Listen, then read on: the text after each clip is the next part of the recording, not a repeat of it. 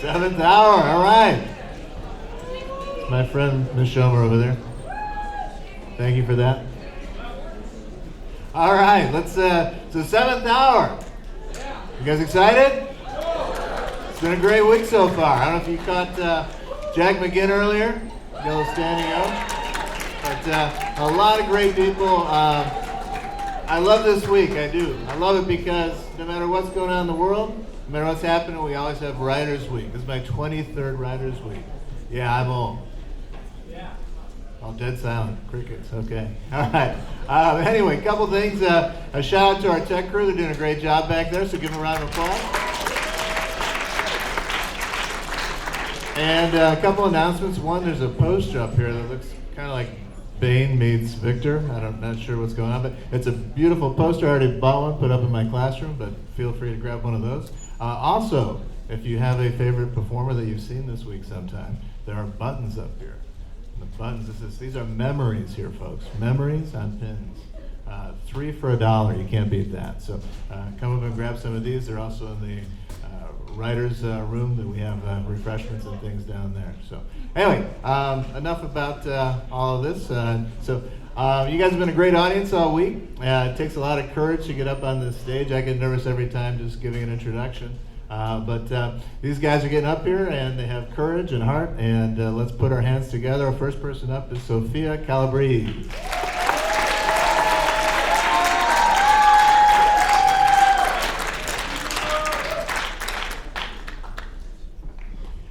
So shout out to Anderson's 7th period class. This is basically an adapted version of my Common App essay, so here you go. I am not a fan of icebreakers. Whenever my teachers asked me for a fun fact about myself, my first thought was always, I'm adopted. Now, I know this isn't exactly a fun fact, but I always felt that those two words were my identity. I could only ever find ways to express this as a feeling. I could never find ways to express this as a feeling as a kid, so I only ever made jokes about it. I'm glad my parents didn't hide the fact that I'm adopted from me, because I think it would have been more than a little bit difficult to figure it out. For most people, the idea of an adopted child is someone that sticks out in family photos. That is not me. I happen to have the same dark brown hair as my dad and similar blue eyes to those of my mom. This can be confusing for people that don't really know me. This is obvious because when I was little, my mom had more people commenting about how much I looked like her versus how much my brother looked like her. It's kind of weird that these similarities only occurred by coincidence. Even now, I have family friends who make comments like, "You look so much like your dad." I can confidently say I've mastered the smile and nod. The older I got, the more I started to struggle with how I viewed myself. It was difficult having a brother that was related by blood to everyone important in my life, and it made me feel like an outsider in my own home. It was hard to not cling to the idea that I might have the same bond if I ever met my biological family, especially when I got mad at my parents. Questions like, the feeling of being an outsider within my own family was only amplified by something that I know many people here can relate to: step-siblings. Both of my parents got remarried, and I suddenly had an extra 7 points of comparison to fuel the fire burning in my head. Questions like, who do I look like and what traditions do they have, circled on repeat through my mind for years, and I came up with the idea that I was alone. A major divide existed in my mind when I hit high school, and I became more aware of the importance of culture and the impact of someone's family on them. Although I grew up in a very American and very white household, my genetics told a different story. My biological father being from Ukraine and my biological mother being Mexican. I had an ever-existing feeling that I didn't belong, lost between who I was raised by and who I had come from. This disconnect formed an unstable foundation that I tried to build my identity off of. As expected, this did not work. I was left feeling lost and my mental health plummeted. In trying to figure out who I was, all I did was break down any sort of emotional security I had because I was trying to force myself to be like those around me, hoping that I'd stop feeling so out of place. The awkwardness that comes from being a teenager was only amplified for me because of the separation I had with my family. I eventually decided to start searching for information about my birth mother and learn more about the circumstances of my adoption. Knowing more about the truth, the idealized version of a possible life disappeared.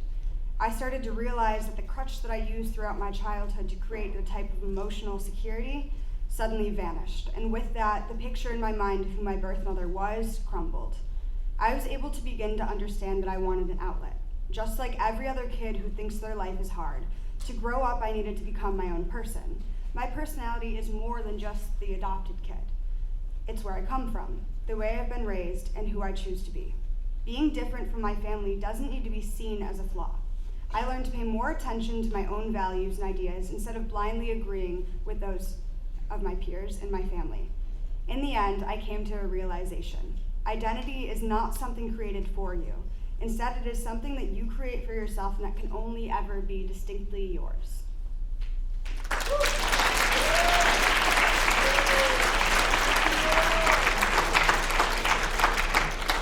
Next up is Fariha Siddiqui.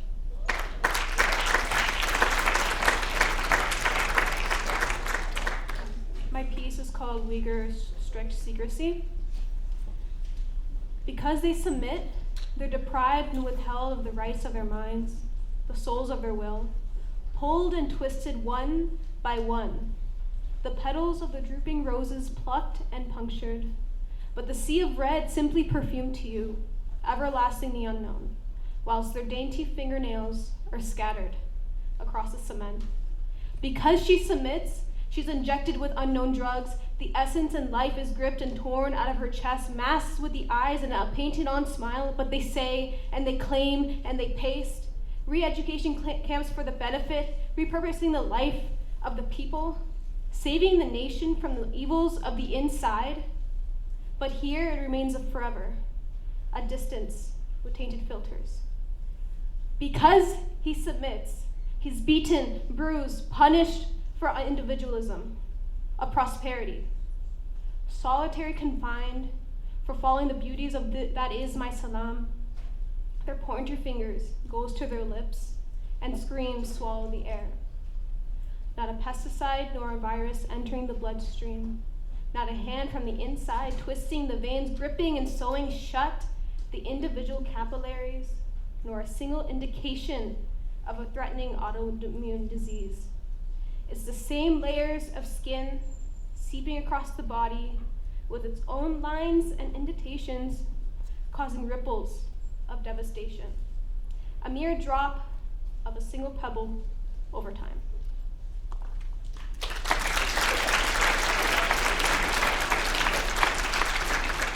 My next poem is called Patience and Will. Sabr wa qadr.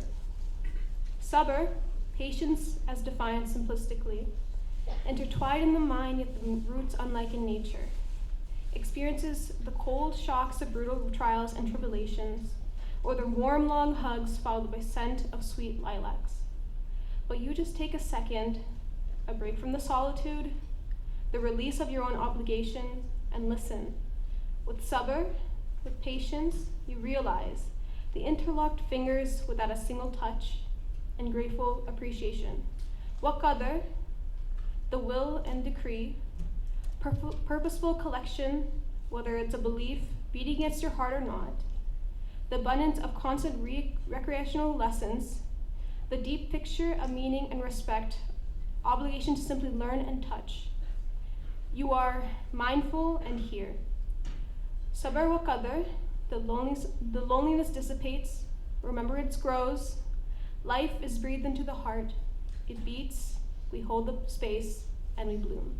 Thank you.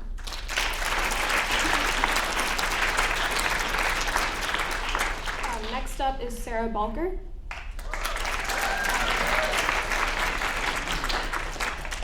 Hey guys, first shout out to Miss Christensen, AP Lang class.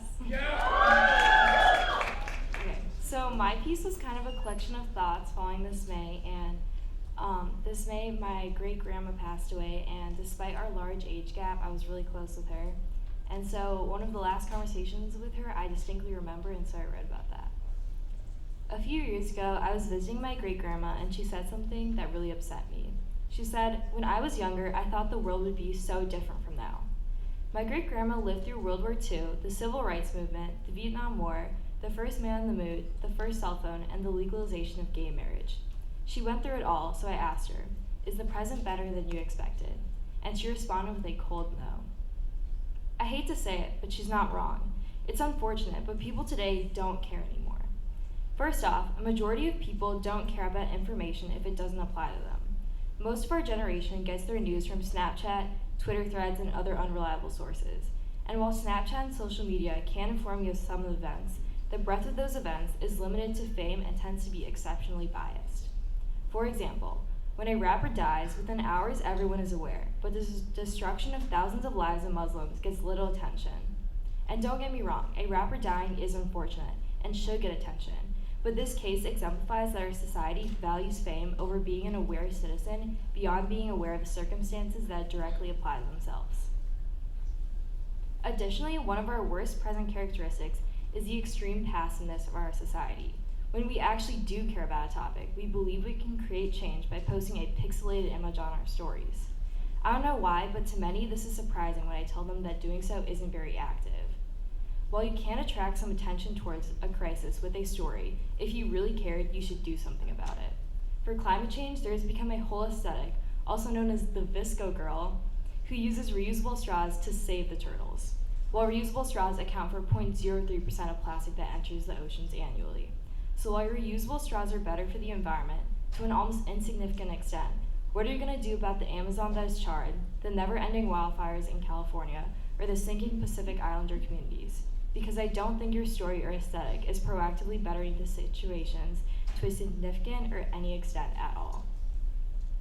The only way to prevent future disappointment in the world, like my great-grandma's, is for our society to become proactive and passionate in order to achieve the development you hope to see in the future. But let me ask you this, do you even care?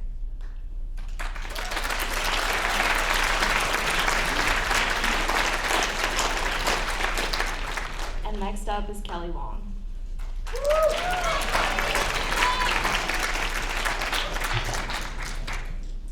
Okay, so first, shout out to Miss Burdick's 7th period English class. Okay, also, there were a few implied shout out requests, so hello to Jamie, Amrutha, Mayank, Shrihit, Kira, Sanchita, and Sharon.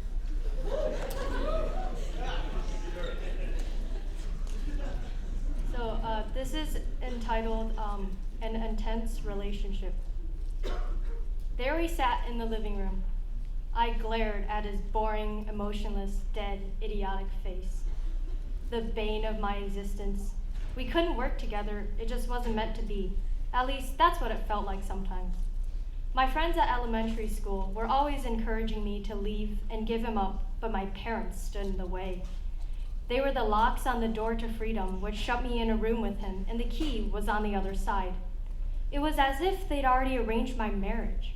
Whatever happened to my happiness mattering at all.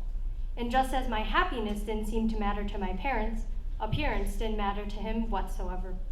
His bland choices of clothing, alternating black and whites, were parallel to the words he uttered, either right or wrong, black or white, all or nothing. No vibrant colors of cadmium scarlet or Windsor yellow, not even colors in between. No gray hue to transition through a gradient. Perhaps back in Japan, where he was from, all the designers would only see black and white as color choices. This was why art was my escape from him and his colorless words being emitted. He could never understand the importance of the visual arts. His obsession with music blinded him, and I felt sorry for him. He'd probably argue that music is also a form of art, and being well-rounded was an essential characteristic, but I'd scoff. I was young and I needed the colors and vibrancy in my life, while I still had the energy to be happy. It was as if he expected me to have the mind of a college student, engraved with the black ink of tests and homework on bland sheets of white paper. He began and ended with music, from the lowest A to the highest C he could reach. But then how could he not? He was a piano after all. My days became packed with ballet lessons, school, rhythmic gymnastics practices, and art classes, which pulled me away from him. I'd return and see him there time and time again, sitting there and waiting patiently for me to spend time and have a conversation with him. I'd usually be reminded of our arguments and leave with a scowl on my face. These days went on to become months, then years. Sure, we'd have conversations, but only because I was obligated to spend at least half an hour every single day with him. The second I heard the clock's minute hand hit the mark, which announced the end of my sentencing, I sprinted out of the room. Soon, his longing gaze became that of an abandoned child, and I pitied him. I would return home, and when I walked past him, his forlorn eyes would avoid mine to stare out into the distance like he yearned to get out. I felt myself slowly letting go of the hate I held towards him. However he put up with me, I don't know, but I'll forever be grateful for his unwavering patience and loyalty. His forgiveness and understanding for all the horrendous deeds I did was inhuman. I mean, he wasn't a human either way, but that's besides the point. What's unfortunate about this world, I found, is how people can be one of the least reliable aspects of our lives. They'll listen to any tasty gossip about you behind your back, and if you don't have the best history, they're done. There are those few specks of hope that pop up in your life once in a while, so we shouldn't be too caught up with what has gone down long before knowing each other. Making the most of what we have while we have it is one of the toughest actions, in spite the saying being quite cliche. I didn't know how I'd survive letting go of my other activities, but I'm grateful that the once irritating piano from Japan is still there in the living room for me to spend time with when I have nothing or nobody else to turn to. Thank you.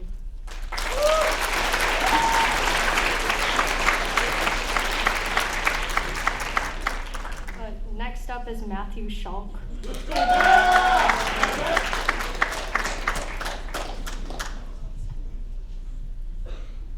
Time is the most precious thing we all have, yet we really don't know what to do with it. We use time to get a sense of organization. You need to be someplace at a certain time, or you have to be at an appointment at another. If you don't arrive at that specific time, you could possibly miss out on something important. I think time could be organized in a line. The beginning point would be the time when you were born to the time of your demise. In some indigenous cultures, people's time doesn't run out, but when they pass, they live on as inanimate objects with a certain importance or significance. A good example of a tribe with this type of idea would be the Iroquois, who lived in the area of present-day New York. Time, in other cultures, could represent a circle and not a line. Think about it this way.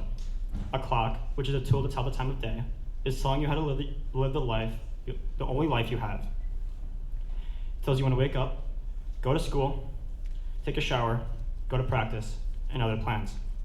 To make matters worse, in 1847, a French man by the name of Antoine Ridier invented a little thing called the alarm clock. Alarm clocks are the inanimate equivalent of a staff sergeant, constantly screaming at you to wake up to do your daily tasks. Now let's travel back to December of 1999. Some people thought that at the beginning of the year 2000, the world and everything we knew would be gone.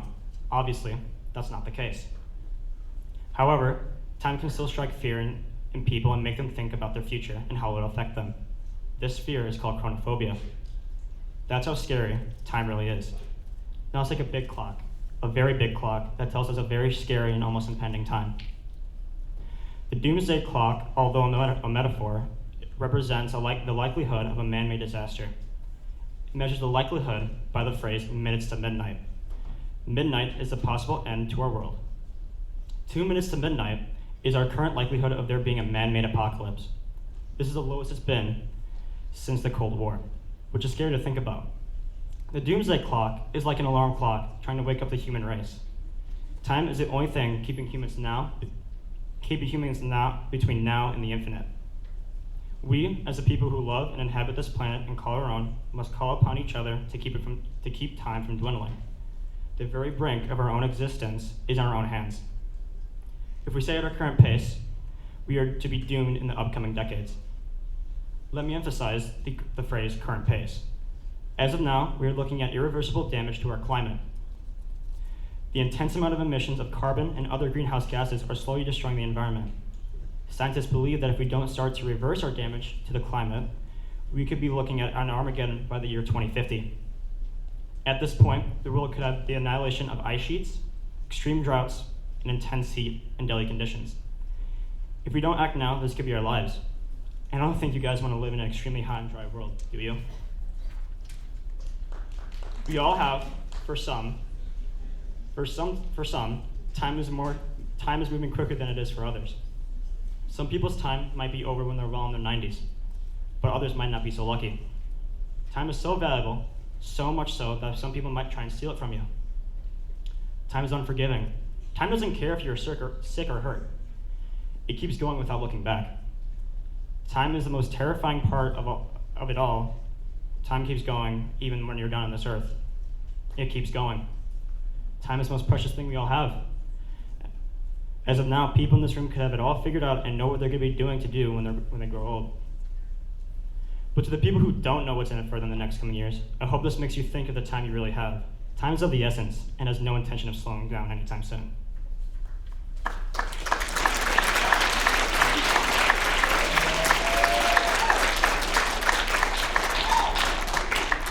Next up is Muskan Batla.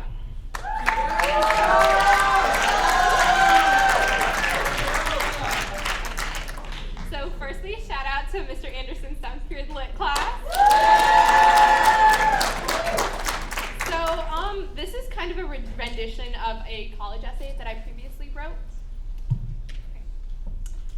My heart leaps and my eyes dart about as I sink into the driver's seat of my hybrid Ilex Acura. My cheeks flood with color as I execute a textbook turn into the parking space with my mom and dad beaming on the curb.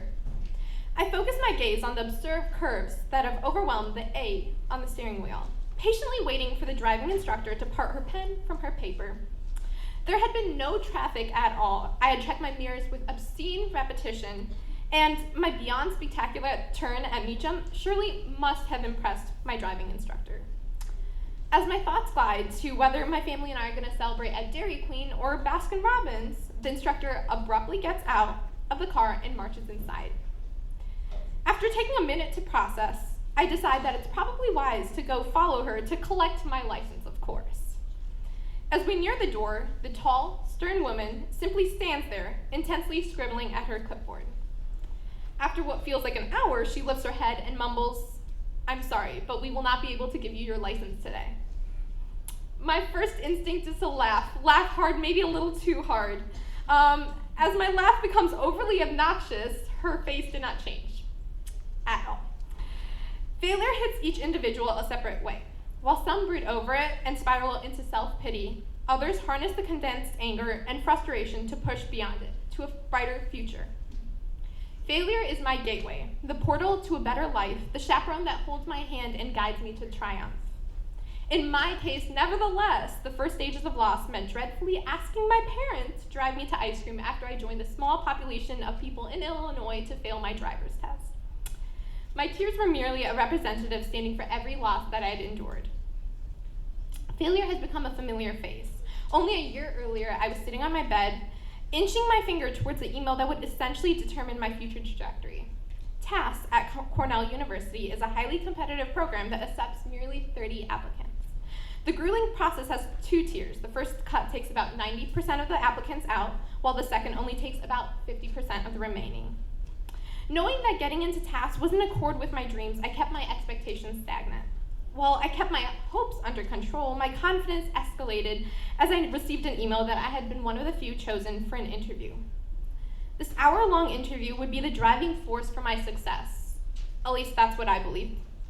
In the end, the admission counselors believed that the program was not best for me and my interests.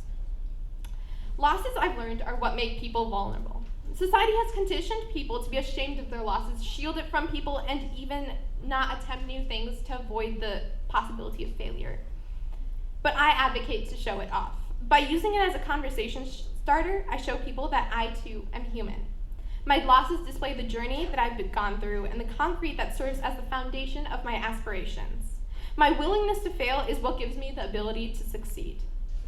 Success rarely escapes our mind. The highlights replay over and over again, eventually becoming ingrained into every move of our lives. While winning first place in state for HOSA and getting a selective internship at a prestigious college fostered my confidence and self-belief, it failed to give birth to my self-improvement and self-reflection.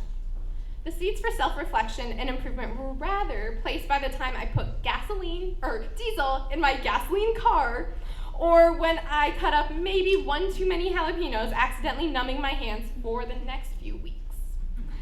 The stigma of negativity around failure is stubbornly persistent. Embracing failure is breaking every societal stereotype. By adopting loss, I dove into judgment. I cried in the arms of my mom, asked for help, and most importantly, turned my head to face forward, to my future. Through my losses, I've been teleported to destinations which my vision hadn't even formulated. My portal, which navigates my trajectory, will continue to be my failures, while my destination will hold as my future. By holding my failures close to my future, I'm subconsciously improving and mining for the best version of myself. Although the highways of my portal tend to cloud my sight, I push through, soaking in the loss to educate me on the success that my future grasps. Thank you.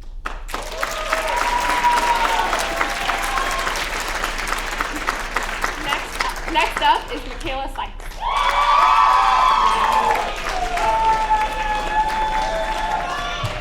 Hey guys.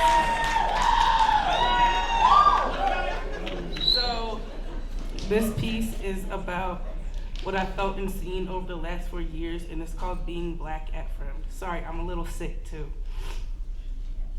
I constantly get the question, oh, how does it feel to go to an all-white school? And I'm always stuck deciding how to answer. One part to me wants to say I completely love it, and the other half wants to say, I wish I would have dropped out freshman year.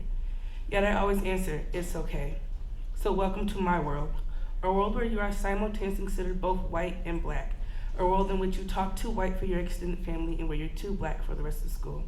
Y'all are probably thinking, well, this world doesn't sound so bad.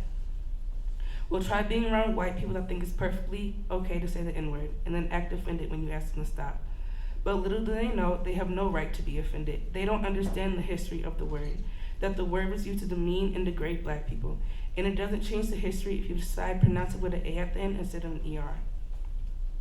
Now you're probably wondering, is it acceptable for other non-white races to use the N-word?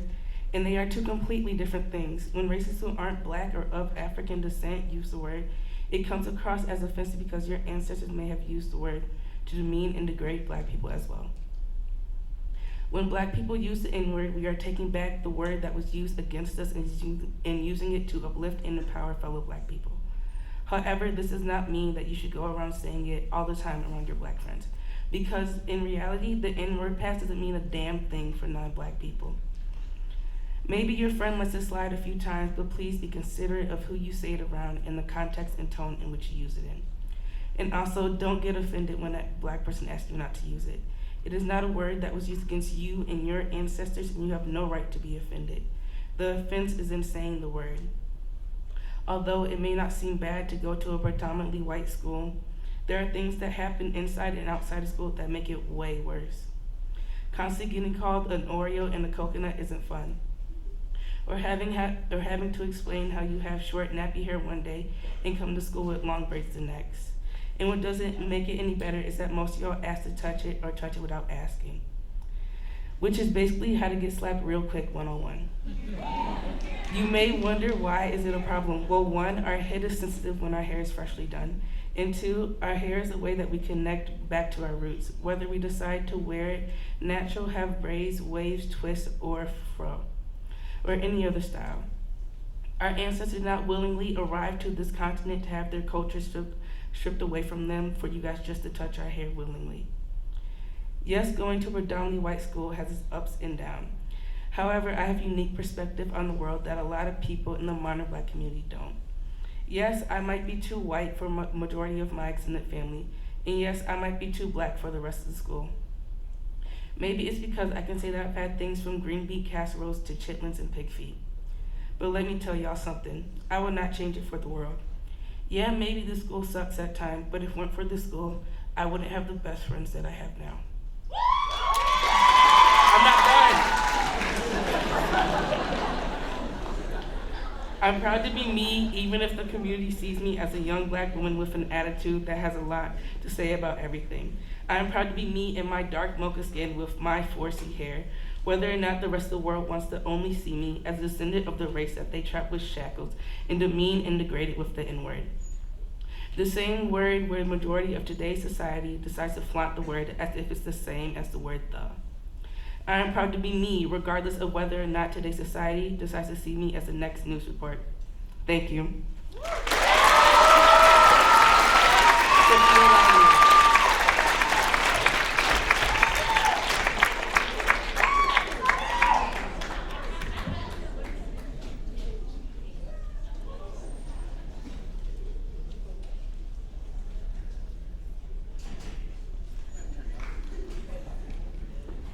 Okay, I need your help. I suck at making choices, and this is a choose your own adventure story, so why not? I might randomly call on some sections to ask for help. Okay.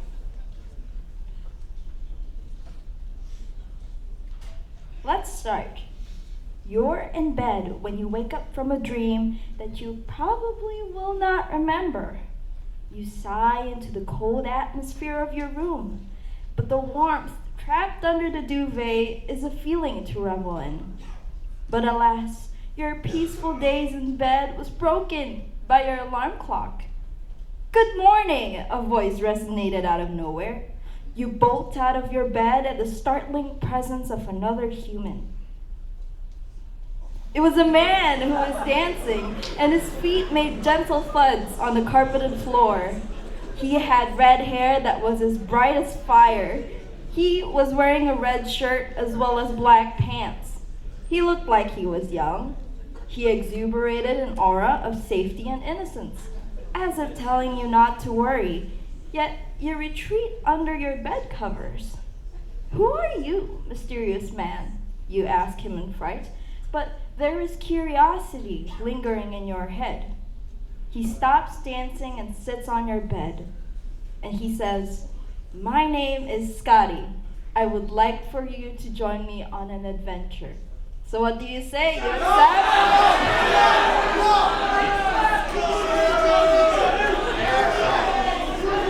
This section right here, what do you say? Yeah?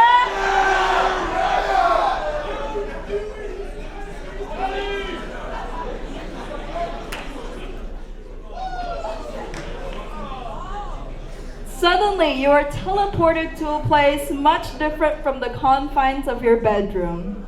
The land has fresh green grass that looks healthy, with luscious forests, and what looks like a sign that says Strawberry Fields.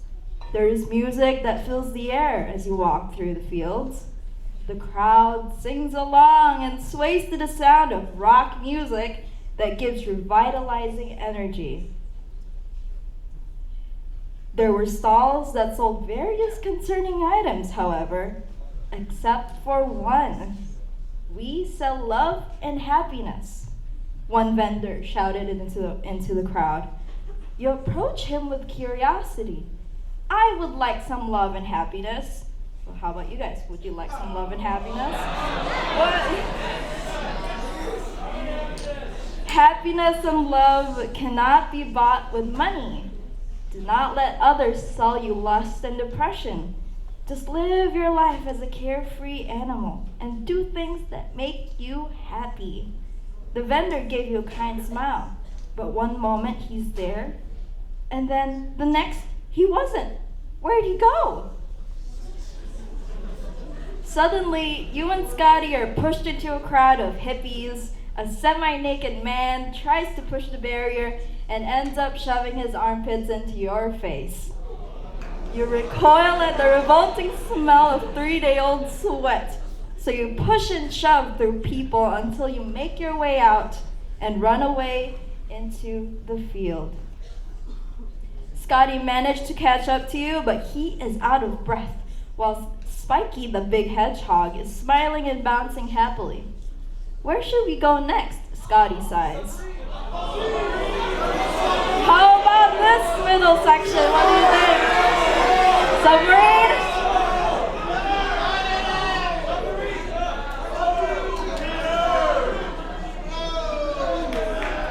You return to the sea and hop into the yellow submarine that was waiting for passengers to take on a tour of the blue waters.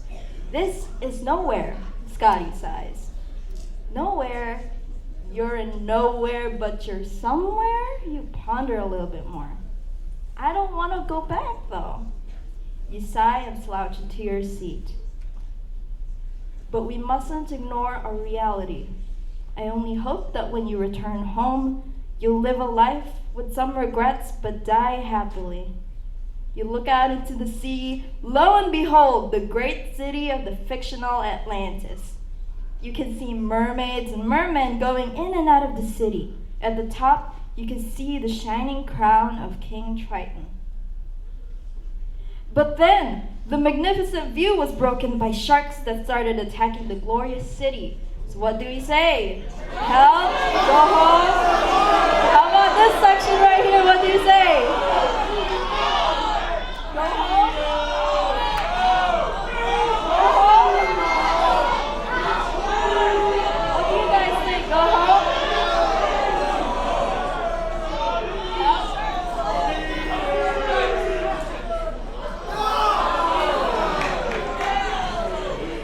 You went and helped them, though. You proceed to wear the diving suit that the ship had in case of emergencies. Oi! This isn't an emergency! Scotty shouts at you over the blaring alarms. I need to help them. You open the latch and swim out to the middle of the battle sea to help the mermaids and mermen fight off the sharks. Their spears and harpoons proved to be no match for the sharks, however. You punched it instead, and that caused everybody and everything to stop. The shark had to swim away because of the fright and pain you had inflicted upon it. I'm sorry, you shouted back at the shark as it swam away. All of the sharks retreated, and peace has been restored to the city. King Triton comes out of his palace and tells you, "You have been a brave warrior, young one. Take this medallion of honor, and I hope that it will bring pride to you and your family." He turns around and swims back to his palace as you swim back to your submarine. You return back to the portal that brought you to nowhere. You proceed to go through the said portal, and you return to your boring old bedroom. You look at the clock and see that it's only 7 a.m. I guess it's time to return to reality. But you want to restart? Continue your day and make your own adventure. Thank you.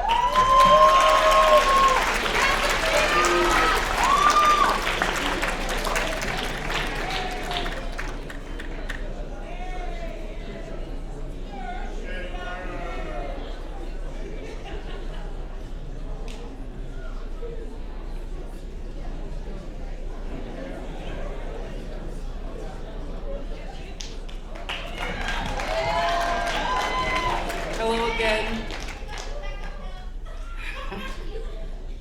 So this piece is something that I wrote when I was crying on my bathroom floor. It's called Not in My Feelings, Just My Life. I sit back and I realize I'm not as important as I am to the people. I'm not as important as to the people that are important to me. I realize that they could all live without me. And I can't live without them. I start to think if I can't affect a person's life or be important to someone, why should I live?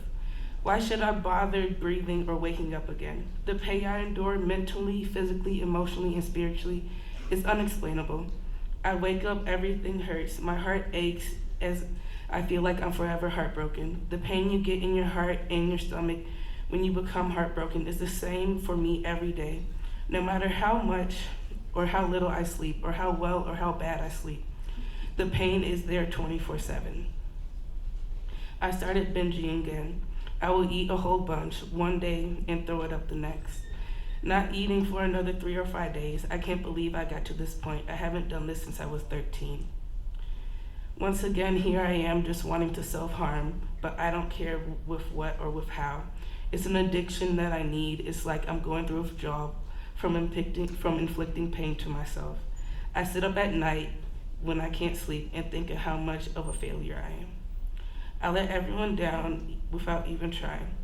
I see people look at me like I'm a failure with pure disgust. I know I am a failure. I am not what people want. Not what people my family wanted, and just never mind.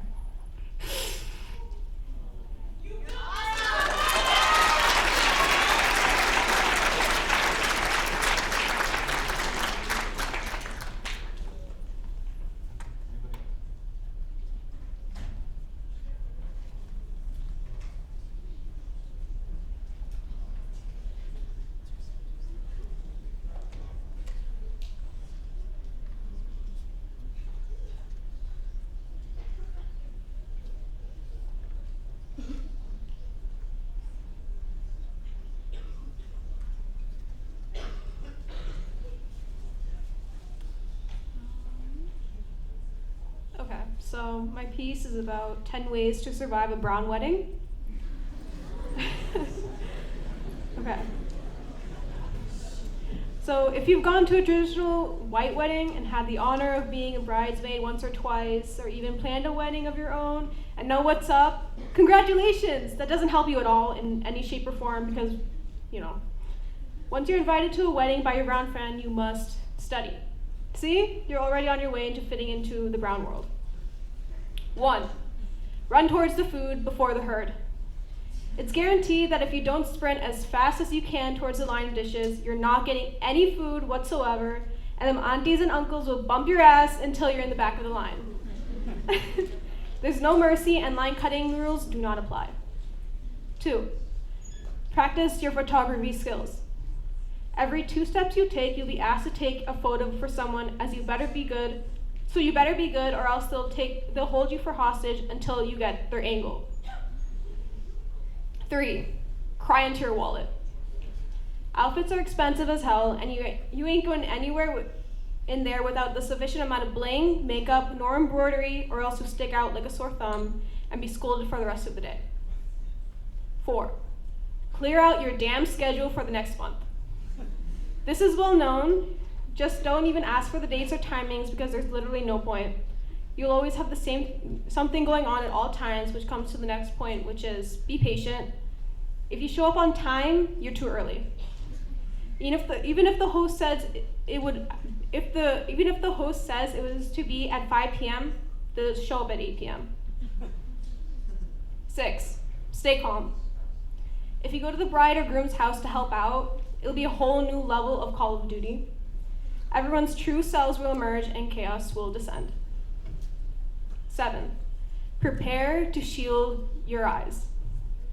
There will come a point where all the young girls and guys are done dancing, and then all of a sudden, the dangerous ass aunties will come to choose to booty bump everyone all off the dance floor and take the spotlight while playing old classical Bollywood music. And man, their hips are powerful. They hurt. 8. Write "not interested" across your forehead. This is the prime time where aunties go and become suitors for their sons. They will stare at you the whole event, find you, and hunt you, and convince you to marry their sons no matter what damn age you are. They won't care. They'll ask for your mom's number. So, 9. Forget your mom's number. Don't give it out. Just don't. 10. Pay attention when you're eating your biryani, which is rice. Biryani is the highest tier of the food pyramid in brown culture, but the thing is, it has so many bones, sticks, leaves, and black pepper, which many claim it adds flavor, but it really just there for the look. But do not, I repeat, do not eat the black pepper. There are landmines, avoid at all costs. Thank you.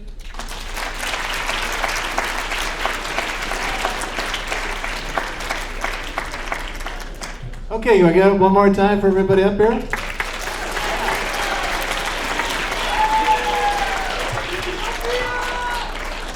Okay, do we have time for questions, or? Okay, I just have one question if I could pass it down the line here. Oh yeah, okay, you in the front row. How did you get your inspiration for your pieces? That's a great question. Why don't we start out over here? So just take a moment, let that marinate for a second. How'd you get the inspiration for your pieces? Well, I mean, my first piece, it's about the crisis in China and Uyghur Muslims, that there's like concentration camps, as what's going on over there. And then my second piece is from Leadership for Life. The class is about holding the space for each other and connecting, and it's like the whole like preface of it is like our assignment was to write something about the class, so that's pretty much what it was about. And then the last one is just my experience throughout my life. Like, I'm brown, so I was sitting at my laptop in my room around 10 a.m. and I was wondering what I was going to write about, and a friend texted me something and he said, "Time is a construct," and I'm like, that's something good to write about. And that's where I got it. So I guess I wish it was a little more complicated, but mine was more of a college essay situation. But it really allowed me to sit down and think more about like what issues do we see in school and stuff like that. And something in a competitive school like Fremd, we see that a lot of people don't embrace failure. So that's kind of where I branched out. Okay, and then for me, it was kind of like I had to write something for college too. And my friend asked me like if someone needed to know something about you, what's the most important thing? And then that was that, because I think it's important that I am adopted. I don't know. Mr. Anderson's freshman honors English class shareable draft. So mine was about after my great grandma passed away. I was like talking with a lot of my friends, and like sometimes they would complain to me, and I would say like, "So what are you gonna do about it?" And they would say, "I don't know." So I guess I just thought that people were really passive, and so I really wanted to like spark change in that. I think my first piece, it was like what I go through down the halls, constantly hearing the N-word, and the question at like family events, and then like, you know, just experience. And then my second piece was just like on the spot out of nowhere. I was watching Star Trek and listening to the Beatles. Yes. I used to read Choose Your Own Adventure stories when I was younger, and so I thought, hey, it's gonna be easy to write one. It wasn't. It's not. Try it. But it's fun. So, yeah. Okay, I know I've been inspired. Hopefully you have been too. Give it up.